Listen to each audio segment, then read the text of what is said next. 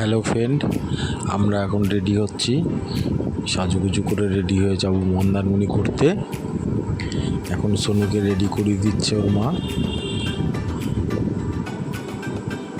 এই দেখো, ওকে লিপস্টিক পরিয়ে দিচ্ছে, আর চোখে আইলানা পরিয়ে দিয়েছে, ক্লিপ দিয়েছে, সুন্দর করে সেজে এখন আমরা বেরোচ্ছি।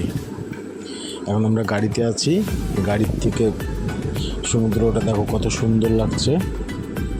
গাড়িতে রানিং অবস্থায় ভিডিওটা তোলা হয়েছে।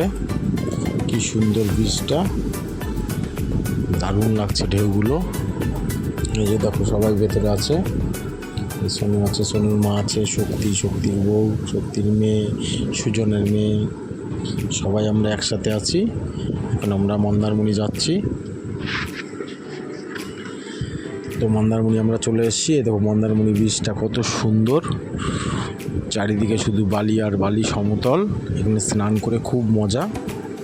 তো আমরা স্নান করিনি, জাস্ট ঘুরতে এসেছিলাম। সোনু এখন প্যান গুটাচ্ছে, ঢেউয়ে প্যান ভিজে যাবে তার জন্য। খুব সুন্দর বীজটা, দারুণ। মন্দারমণিতে আসার খুব ইচ্ছা ছিল, তো এসেছি। তোমরা আসলে পরে তোমাদের খুব ভালো লাগবে।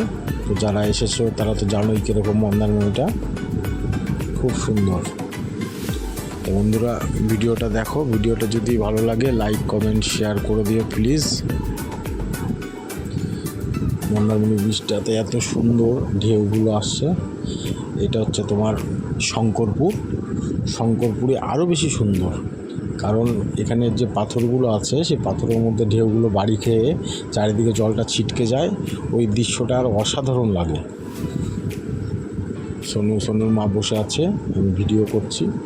দেখো ঢেউটা কত সুন্দর, চারিদিকে পাথর আর পাথর, খুব সুন্দর। তো এখানে না আসলে পরে কেউ বুঝতে পারবে না কতটা সুন্দর।